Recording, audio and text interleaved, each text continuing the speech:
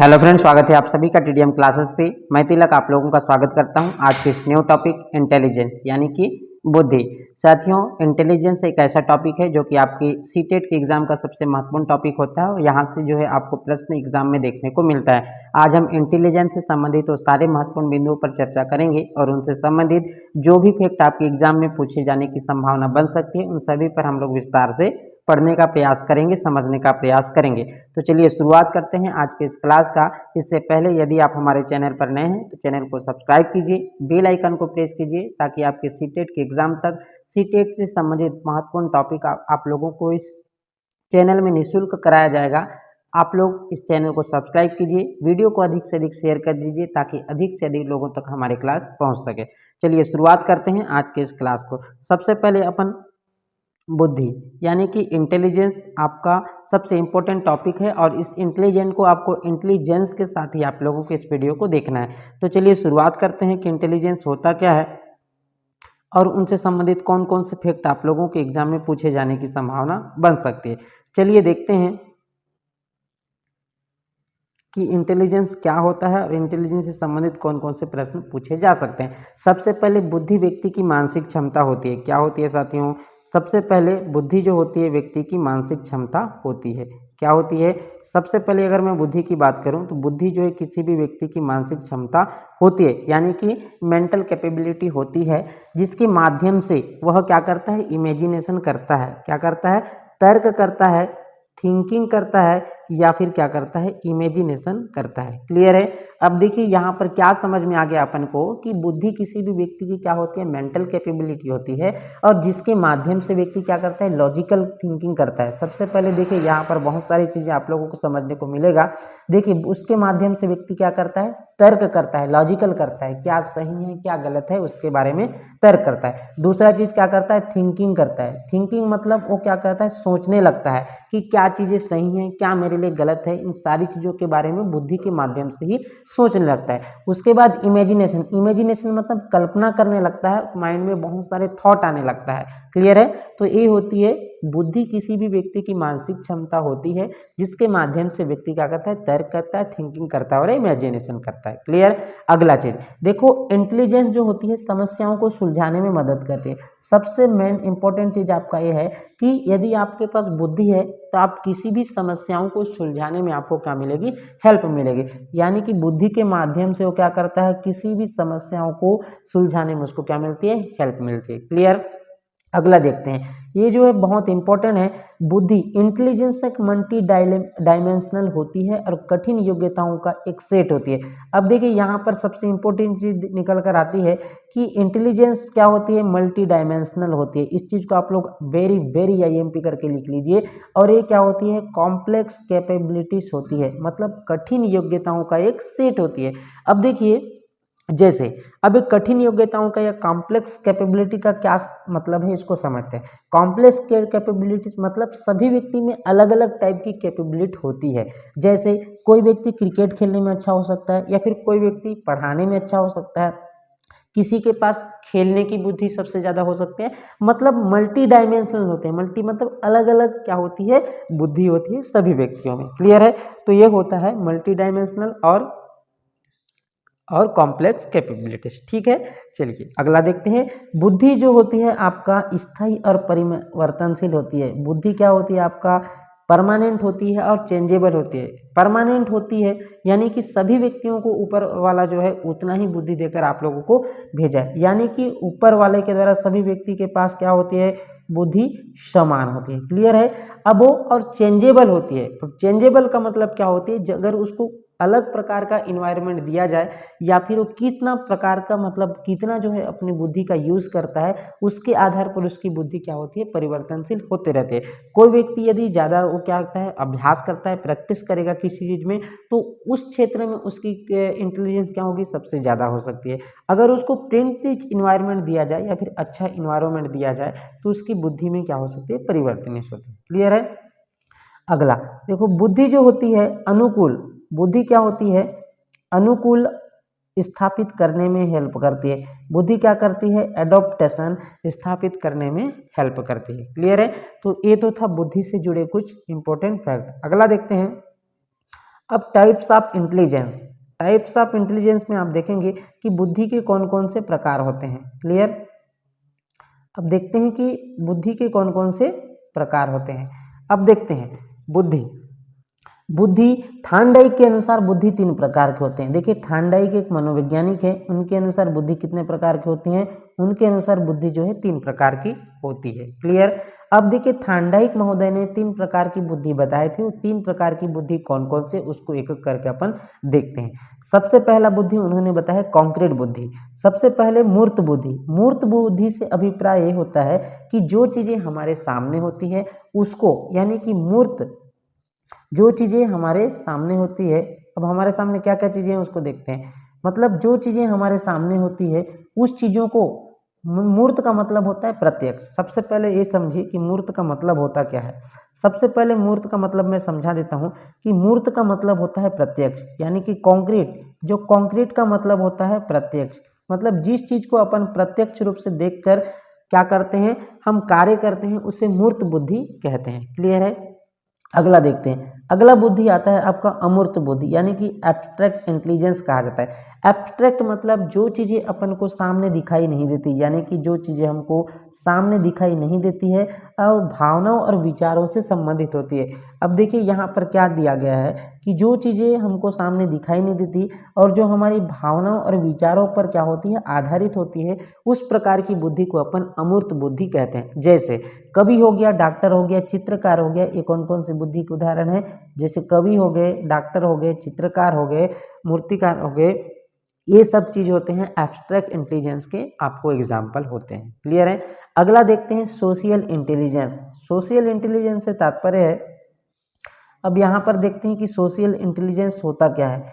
Social intelligence से मतलब है, अब देखिए यहाँ पर आपको देखने को मिलेगा सोशल इंटेलिजेंस, सामाजिक बुद्धि। ठीक है, जो समाज से भी होते हैं, जो क्या होते हैं, जो समाज से भी होते हैं और जो समाज कार्य के लिए कार्य करते हैं, सामाजिक बुद्धि के अंतर्गत आते हैं। जैसे नेता हो गया, व्यवसायी हो गया, समाज सेवी, अध्यापक आदि सामाजिक बुद्धि के उदाहरण है। क्लियर है। चलिए अगला देखते हैं। अगला आपका आता है एक बुद्धि से संबंधित एक सूत्र आता है, फॉर्मूला आता है। बुद्धि से संबंधित सूत्र में आपको देखना है कि 1916 में टर्पन नामक साइंटिस्ट ने बुद्धि लब्धि का एक संशोधित सूत्र दिया। उन्होंने, उनका सूत्र था कि MA/CA इंटू 100, यानी कि MA मतलब मेंटल एज और क्रोनोलॉजिकल एज इंटू 100 अगर कर देंगे तो आपको बुद्धि लब्धि का सूत्र आप लोगों को मिल जाएगा, यानी कि उनकी बुद्धि लब्धि निकल जाएगी। क्लियर है। चलिए अगला देखते हैं। अगला देखते हैं बुद्धि लब्धि और उसकी स्थिति। देखिए यहाँ पर बुद्धि लब्धि, यहाँ पर बुद्धि लब्धि और उसकी स्थिति के बारे में दिया गया है, उसको थोड़ा सा समझते हैं अपन। क्लियर है। चलिए यहाँ पर आप लोगों को बुद्धि लब्धि देखने को मिलेगा और कुछ उसके, देखिए यहाँ पर 25 से कम यदि किसी का बुद्धि है तो किस कौन सी बुद्धि के अंतर्गत आता है, अमूर्त बुद्धि के अंतर्गत। और 25 से 49 के बीच मूढ़ बुद्धि, 50 से 69 के बीच में मूर्ख बुद्धि, 70 से 79 के बीच में मन बुद्धि और 80 से 89 बुद्धि सामान्य से नीचे की बुद्धि। और यहाँ पर आपको इम्पोर्टेंट देखने को मिलेगा कि 90 से 109, यानी कि 90 से 109 के बीच की जो बुद्धि होती है उसको कहा जाता है सामान्य बुद्धि। क्लियर है। अगला आता है 110 से 119 के बीच में आता है, उसको कहते हैं सामान्य बुद्धि से ऊपर। 120 से जो 129 होता है उसको तीव्र बुद्धि, और 130 से 139 प्रखर बुद्धि, और सबसे इम्पोर्टेंट और मोस्ट इम्पोर्टेंट 140 से ऊपर जिनकी बुद्धि होती है उसको गिफ्टेड चाइल्ड या फिर प्रतिभाशाली बालक के नाम से जाना जाता है। ये जो सामान्य बुद्धि होता है और गिफ्टेड बालक होता है, यहाँ से आपको सीटेट के एग्जाम में प्रश्न देखने को मिलेगा, जो कि प्रीवियस ईयर क्वेश्चन भी निकाल कर देखेंगे तो वहां पर से भी आपको प्रश्न पूछा गया है। तो चलिए देखते हैं कि सबसे पहले हम गिफ्टेड चाइल्ड होता क्या है उसको थोड़ा सा समझ लेते हैं, ताकि आप लोगों को यदि एग्जाम में प्रश्न पूछा जाए तो वहां से भी आपका प्रश्न छूटे ना। चलिए देखते हैं कि गिफ्टेड चाइल्ड होता क्या है या फिर गिफ्टेड स्टूडेंट होते क्या हैं। सबसे पहले गिफ्टेड स्टूडेंट की अगर मैं बात करूं, सबसे पहले गिफ्टेड स्टूडेंट के बारे में थोड़ा सा चर्चा कर लेते हैं। गिफ्टेड स्टूडेंट ऐसे स्टूडेंट क्या होते हैं, डिसीजन मेकिंग, माने कि डिसीजन में क्या होते हैं, इंडिपेंडेंट होते हैं। ऐसे जो गिफ्टेड जो स्टूडेंट होते हैं वो डिसीजन में इंटेलिजेंट होते हैं, यानी कि वो किसी की सुनते नहीं हैं, वो किसी भी चीज़ का डिसीजन लेने में अपने आप में स्वतंत्र होते हैं, इन्हें क्या कहते हैं, गिफ्टेड स्टूडेंट कहते हैं। वहीं यदि कोई गिफ्टेड स्टूडेंट है तो जो गिफ्टेड स्टूडेंट होते हैं वो सेल्फ इफिशियंसी यानी कि आत्म क्षमता, इसको कहा जाएगा सेल्फ इफिशियंसी, यानी कि आई कैन डू इट, क्या कहेंगे, I can do it, I can do it, यानी कि हाँ मैं इस कार्य को कर सकता हूँ। मतलब वो किसी भी कार्य को करने के लिए उसमें क्या होती है, आत्म क्षमता पाई जाती है। ऐसे बालकों को क्या कहा जाता है, गिफ्टेड स्टूडेंट या फिर गिफ्टेड चाइल्ड के नाम से जाना जाता है। इनमें बहुत सारे नई नई क्रिएटिव आइडियाज आते हैं, नई नई चीज़ें सोचते रहते हैं, नई नई चीज़ों को करने के लिए क्या होते हैं, प्रेरित होते रहते हैं और प्रेरित करते रहते हैं। इनमें नई नई क्रिएटिविटी करने की क्षमता पाई जाती है। अगला ये क्यूरियोसिटी। अब देखिए क्यूरियोसिटी से तात्पर्य ये है कि इनमें जिज्ञासा की भावना होती है। जिज्ञासा मतलब नई नई चीज़ों को जानने की इसमें क्या होती है, भावना होती है, तो इन्हें गिफ्टेड स्टूडेंट कहा जाता है। इन्हें ऐसे सपोर्ट की ज़रूरत होती है जो स्कूल के थ्रू नहीं मिल पाता। देखिए यहाँ पर और एक चीज़ आपके सामने निकल कर आ रही है कि इन्हें ऐसे सपोर्ट की ज़रूरत होती है जो इन्हें स्कूल के थ्रू नहीं मिल पाता। कहने का मतलब ये होता है कि जो हमारे स्कूल की क्यूरिकुलम होती है या फिर पाठ्यक्रम होता है, उसमें यदि इन स्टूडेंट के लायक, मतलब स्टूडेंट में अगर स्टूडेंट को हमारे करिकुलम की में नहीं मिल पाता है तो उन्हें एडिशनल, उन्हें क्या होती है, एडिशनल सपोर्ट की ज़रूरत होती है। क्लियर है, ठीक। उसके बाद इनका मेंटल प्रोसेस हाई कैटेगरी का होता है। अब इनका मेंटल प्रोसेस कैसा होता है, इनका जो मेंटल प्रोसेस होता है वो हाई कैटेगरी का होता है। ठीक है, क्लियर। चलिए अगला देखते हैं, बुद्धि के सिद्धांत। मोस्ट आईएमपी करके आप लोग इसको लिख सकते हैं। तो देखिए बुद्धि के सिद्धांत यानी कि थ्योरी ऑफ इंटेलिजेंस। देखिए थ्योरी ऑफ इंटेलिजेंस में एक कारक सिद्धांत, सबसे पहले आप एक कारक सिद्धांत को समझिए, उसके बाद समझते हैं। एक कारक सिद्धांत का प्रतिपादन बीने ने किया। इन्होंने बताया कि सभी व्यक्तियों में एक ही प्रकार की बुद्धि होती है जो सभी कार्यों को करती है। क्या आप इस चीज़ से सहमत हैं क्या कि सभी व्यक्तियों में एक ही प्रकार की बुद्धि होती है? मैं तो इसका खंडन करता हूँ। देखिए सभी व्यक्तियों में अलग अलग प्रकार की बुद्धि होती है और सभी कार्यों को करने के लिए अलग अलग प्रकार की बुद्धि की आवश्यकता होती है। जैसे मेरे को टीचिंग कराना है तो मुझे उस लेवल का मेरे पास इंटेलिजेंस होना चाहिए। यदि मुझे डांस करना है तो मुझे उस तरह की बुद्धि की आवश्यकता होगी। यदि मुझे सिंगिंग करना है तो मुझे उस तरह की मतलब इंटेलिजेंस की आवश्यकता होगी। तो यहाँ पर जो बीने साहब ने बताया कि सभी व्यक्तियों में एक ही प्रकार की बुद्धि होती है, वो तो क्या होता है, एक प्रकार की बुद्धि नहीं होती बल्कि बुद्धि जो है अलग अलग प्रकार की होती है। तो वन फैक्टर थ्योरी का मैं तो खंडन करता हूँ, क्योंकि एक ही प्रकार की बुद्धि जो है किसी भी इंसान में नहीं होती है, अलग अलग टाइप की बुद्धि उसमें देखने को मिलती है। और एक आता है two factor theory. Two factor theory को स्पीयरमैन ने दिया था। किसने दिया था? स्पीयरमैन ने दिया था। टू फैक्टर जो थ्योरी है उसको किसने दिया था? स्पीयरमैन ने दिया था और बीने ने किया था। और इन्होंने बताया कि बुद्धि जो है कितने तत्वों से मिलकर होती है? बुद्धि जो है 2 तत्वों से मिलकर बनी है। तो स्पीयरमैन और बीने ने बुद्धि के यानी इंटेलिजेंट के टू फैक्टर थ्योरी को दिए। उन्होंने बताया कि बुद्धि जो है 2 तत्वों से मिलकर बना होता है। क्लियर है? चलिए यहाँ तक क्लियर है। अगला देखते हैं। अब देखो 2 तत्व से मिलकर बना होता है, तो 2 तत्व कौन कौन से होते हैं उसको समझते हैं। सबसे पहले जी फैक्टर थ्योरी या फिर जनरल एबिलिटी, इसमें बुद्धि को क्या कहा गया है? बुद्धि को ये कहा गया है कि बुद्धि जो है जन्मजात होती है और यह हर किसी में अलग अलग होती है। सबसे इम्पोर्टेंट चीज़ ये है कि बुद्धि क्या होती है? जन्मजात होती है, मतलब बाय बर्थ होती है। जैसे देखिए, जैसे हमारे उदित नारायण है, उदित नारायण आप सभी जानते होंगे। उदित नारायण और उनका पुत्र दोनों क्या होते हैं? उदित नारायण भी एक सिंगर है और उनके बेटा भी क्या हो? सिंगर है। मतलब पिता से जो है बेटा में आ गया, ऐसा बोल सकते हैं। तो बुद्धि क्या होती है? जन्मजात होती है। ठीक है, क्लियर। और अगला देखते हैं। अगला यहाँ पर दिया गया विशिष्ट यानी कि एस फैक्टर स्पेसियाबिलिटी। अब देखिए इसमें ये कहा गया है कि बुद्धि जो है दूसरों से अर्जित करने वाली बुद्धि, यह क्या होती है? दूसरों से अर्जित करने वाली बुद्धि होती है। अर्जित मतलब इसको प्रैक्टिस के थ्रू सीखा जाता है। इसको किसके थ्रू सीखा जाता है? प्रैक्टिस के थ्रू। मतलब जैसे आप लता मंगेशकर का नाम सुने होंगे, तो ये क्या की है? बहुत ज़्यादा प्रैक्टिस करने के बाद जो है इनको क्या मिला है? मतलब ये सिंगर बनी है। क्लियर है। तो बुद्धि के कितने तत्वों से मिलकर बना होता है? 2 तत्वों से। पहला क्या होता है? जी फैक्टर थ्योरी और दूसरा होता है एस फैक्टर। क्लियर। चलिए अगला देखते हैं, हार्वर्ड गार्डनर। अब देखते हैं कि बुद्धि के जो हार्वर्ड गार्डनर का बहुबुद्धि सिद्धांत सबसे इम्पोर्टेंट है, इसको आप लोगों को नोट डाउन करना है। बुद्धि का जो हार्वर्ड गार्ड सिद्धांत है, मल्टीपल इंटेलिजेंस किसने दिया? डायरेक्ट आपको एग्जाम में प्रश्न बनता है कि बुद्धि का बहुबुद्धि सिद्धांत किसने दिया? सबसे पहले आपको ध्यान रखना है कौन दिया? हार्वर्ड गार्डनर ने बुद्धि का बहुबुद्धि सिद्धांत दिया। चलिए देखते हैं कि थ्योरी क्या बोलता है। तो यह थ्योरी इस बात पर जोर देती है कि बुद्धि अलग अलग दशाएं होती है, मतलब बुद्धि की जो है इंटेलिजेंट की अलग अलग फॉर्म होती है। क्लियर है। अब देखिए इन्होंने बुद्धि के एनसीईआरटी के अनुसार अगर मैं बात करूं तो ये बुद्धि के 8 थ्योरी बताए हैं। क्लियर है। कितनी थ्योरी होती हैं? 8 थ्योरी होती है एनसीईआरटी के अनुसार। अब देखते हैं कि इन्होंने कौन कौन सी बुद्धि के बारे में बताया, उसको एक एक करके अपन पढ़ते हैं। सबसे पहले शाब्दिक भाषाई बुद्धि। सबसे पहले क्या होता है? शाब्दिक भाषाई। सबसे पहले देखते हैं कि बुद्धि कौन कौन सी बुद्धि के बारे में इन्होंने बताया है। अब देखते हैं कि शाब्दिक भाषाई बुद्धि।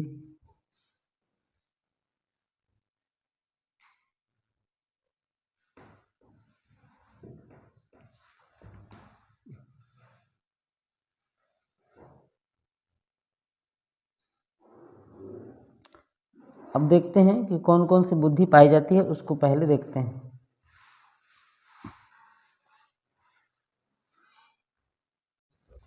चलिए सबसे पहला बुद्धि होता है, उसको कहा जाता है शाब्दिक बुद्धि या फिर वर्बल इंटेलिजेंस। ठीक है। देखिए इसके माध्यम से शब्दों और भाषा का ज्ञान होता है। इसके माध्यम से किसका किसका ज्ञान होता है? शब्दों और भाषा का ज्ञान होता है। जिन व्यक्तियों में इनका विकास होता है, एक और क्या क्या बनते हैं? जिन व्यक्तियों में इनका विकास होता है ये वकील, कवि या फिर पत्रकार बनते हैं। जैसे आप लोग देखे होंगे कि जैसे आप लोग वकील लोग को देखे होंगे, बहुत से केस को क्या कर देते हैं?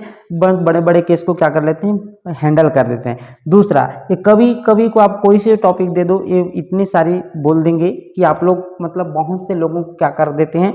बांध कर रखते हैं। इन लोगों में भाषा और शब्दों के बीच में क्या होता है?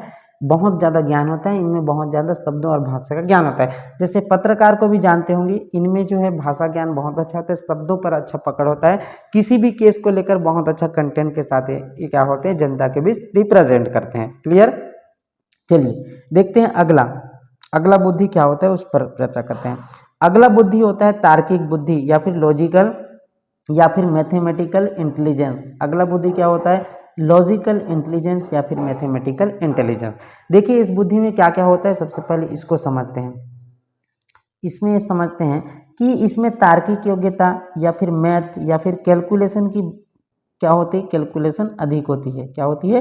कैलकुलेशन अधिक होती है। जिन व्यक्तियों में इनका विकास अधिक होता है, ये क्या क्या बनते हैं? अकाउंटेंट बनते हैं, बैंकर बनते हैं या फिर साइंटिस्ट बनते हैं। जैसे हमारे अबुल कलाम आज़ाद जी को आप जानते होंगे कि इनके पास क्या होती है? लॉजिकल मैथमेटिकल इंटेलिजेंस थी, जिनके कारण क्या बनते हैं? साइंटिस्ट बनते हैं। ठीक है। मिसाइल मैन ऑफ इंडिया कहा जाता है। क्लियर है। अगला देखते हैं। अगला आपके पास है स्थानिक बुद्धि या फिर स्पेशियल इंटेलिजेंस। स्पेशियल इंटेलिजेंस से तात्पर्य यह है कि इनमें क्या होती है? एब्स्ट्रैक्ट एब्स्ट्रैक्ट कॉन्सेप्ट होते हैं, मतलब अमूर्त तथ्य होते हैं। एब्स्ट्रैक्ट कॉन्टेक्ट बोलते हैं। ठीक है। एब्स्ट्रैक्ट या फिर नहीं कि अमूर्त। अमूर्त मतलब जो चीज़ें अपन को दिखाई नहीं देती है, ऐसे इनके पास कॉन्सेप्ट होते हैं। उनके आधार पर क्या होते हैं? माइंड में क्या बनाते हैं?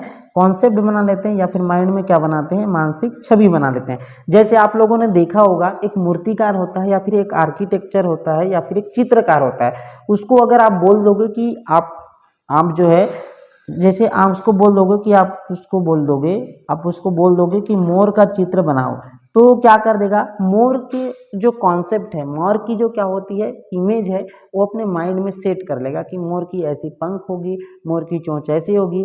तो इस प्रकार से क्या लगा? वो कॉन्सेप्ट बना लेगा और वो क्या होता है? अमूर्त तथ्यों के आधार पर क्या बनाता है? चित्र बनाने लगता है। तो उस प्रकार की बुद्धि जिस भी इंसान में पाई जाती है उसको कहा जाता है स्थानिक बुद्धि। ऐसे बुद्धि मूर्तिकार हो गया, चित्रकार हो गया या फिर आर्किटेक्चर होते हैं, इनमें क्या पाया जाता है? अमूर्त बुद्धि पाया जाता है। क्लियर है। चलिए अगला बुद्धि का प्रकार देखते हैं। शारीरिक गतिक बुद्धि या फिर बॉडीली काइनेस्थेटिक इंटेलिजेंस। अब देखिए सबसे सिंपल शब्दों में समझते हैं कि जो बॉडी को गति देने वाली बुद्धि होती है उस प्रकार की बुद्धि को क्या कहते हैं, वह शारीरिक गतिक बुद्धि। नाम से स्पष्ट है कि शरीर को गति देने वाली बुद्धि को क्या बोलते हैं, शारीरिक गतिक बुद्धि कहा जाता है। क्या कहा जाता है, शारीरिक गतिक बुद्धि कहा जाता है। देखिए जिन व्यक्तियों में इनका विकास होता है वे क्या क्या बनते हैं, अभिनेता बनते हैं, एथलीट बनते हैं, अभिनेत्री बनते हैं, डांसर बनते हैं। जैसे यहाँ पर देख पा रहे होंगे डांसर बनते हैं। जैसे आप डांस करेंगे तो उनकी बॉडी पार्ट्स क्या होगी, गति करने लगेगी, मूवमेंट करने लगेगी। क्या करने लगी, मूवमेंट। क्या करने लगेगी, मूवमेंट करने लगेगी। जैसे एथलीट को भी आप देखे होंगे कि एथलीट जब क्या होता है, रन करेगा तो उसके सारे बॉडी पार्ट क्या करते हैं, मूव करने लगते हैं, गति करने लगते हैं। तो ऐसी इंटेलिजेंस जिसमें बॉडी पार्ट्स क्या करते हैं, मूवमेंट करने लगते हैं, तो उस प्रकार की इंटेलिजेंस को क्या कहा जाता है, बॉडीली काइनेस्थेटिक इंटेलिजेंस। क्लियर है। आपको एग्जाम में इस प्रकार से प्रश्न देखने को पाया जाएगा कि एथलेटिक में किस प्रकार की बुद्धि पाई जाती है। तो आपका ऑप्शन होना चाहिए कि एथलीट में क्या होती है, बॉडी मूवमेंट करने लगती है, तो उसमें जो बुद्धि पाई जाती है उसको कहा जाता है बॉडीली काइनेस्थेटिक इंटेलिजेंस। क्लियर। चलिए अगला बुद्धि का प्रकार देखते हैं, संगीतात्मक बुद्धि। संगीतात्मक, देखो नाम से स्पष्ट है कि म्यूजिकल इंटेलिजेंस। क्या दिया गया है, म्यूजिकल इंटेलिजेंस, यानी कि जिसमें म्यूजिकल इंटेलिजेंस से तात्पर्य है इस बुद्धि के अंतर्गत संगीत की बुद्धि अधिक होती है। अब इसमें क्या होगी, संगीत की बुद्धि अधिक होगी।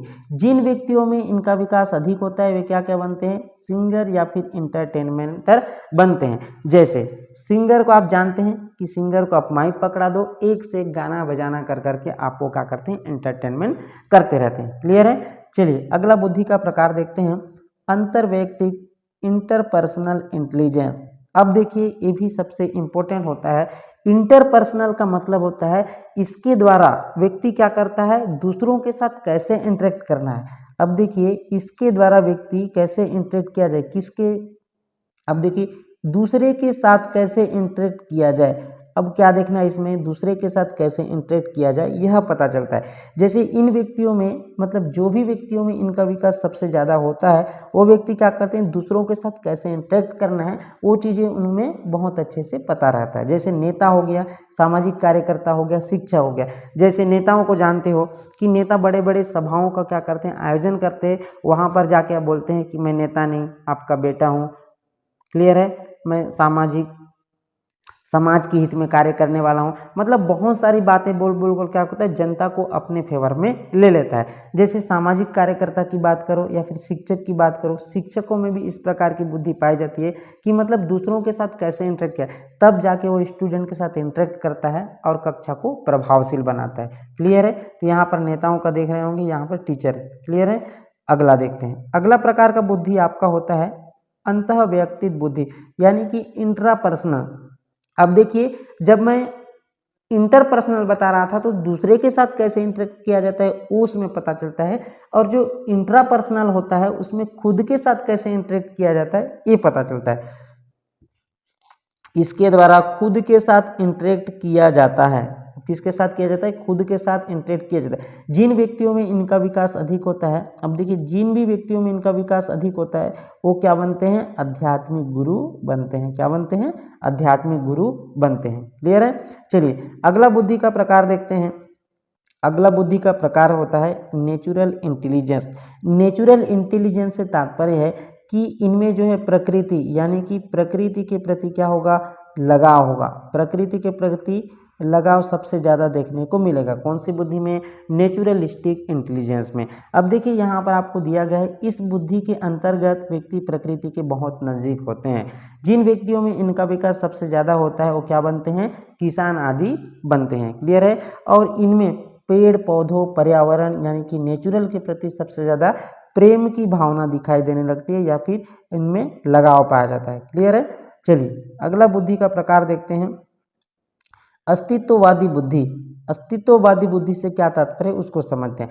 अस्तित्ववादी बुद्धि से तात्पर्य है कि देखिए अस्तित्ववादी बुद्धि से तात्पर्य यह है कि इस बुद्धि में व्यक्ति, जो इस बुद्धि में व्यक्ति, बुद्धि के व्यक्ति हर चीज को अस्तित्व के बारे में सोचते हैं। अस्तित्व का मतलब कि इसका विकास कैसे हुआ, क्यों हुआ, कैसे बना होगा, इन सारी चीज़ों के बारे में प्रश्न पूछ, जैसे कि हम इस दुनिया में क्यों आए हैं, भगवान कौन है, जिन व्यक्तियों में इनका विकास अधिक होता है वे साधु संत और या क्या बनते हैं, फिलोसोफर बनते हैं। क्लियर है। अब देखिए हावर्ड गार्ड ने बहुबुद्धि सिद्धांत का प्रतिपादन किया था, यानी कि मल्टीपल इंटेलिजेंस थ्योरी किसने दिया था, हावर्ड गार्डनर ने दिया था। अब देखिए हावर्ड गार्डनर ने मल्टीपल इंटेलिजेंस थ्योरी तो दिया था, लेकिन इसकी कुछ आलोचना है, ठीक है, क्रिटिसिज्म है। देखिए मल्टीपल इंटेलिजेंस थ्योरी को वैलिड नहीं माना जाता। अब मल्टीपल इंटेलिजेंस थ्योरी को वैलिड नहीं माना जाता, क्यों नहीं माना जाता, इसलिए नहीं माना जाता क्योंकि अलग अलग इंटेलिजेंट को हम माप नहीं सकते। अब देखिए अलग अलग इंटेलिजेंट को अपन माप नहीं सकते, इससे क्या तात्पर्य है, देखिए किसी व्यक्ति में म्यूजिकल इंटेलिजेंस है, मतलब म्यूजिकल मतलब संगीत के क्षेत्र में उसके पास तो बुद्धि है, लेकिन संगीत के क्षेत्र में उसके पास कितनी बुद्धि है उसका हम मेजर नहीं कर सकते, इसलिए इसको वैलिड नहीं माना गया। क्लियर है। अगला होता है त्रिआयामी सिद्धांत। अगला क्या है साथियों, त्रिआयामी सिद्धांत। अब त्रिआयामी सिद्धांत से क्या तात्पर्य है, इस सिद्धांत का प्रतिपादन जेपी गिलफोर्ड ने किया था।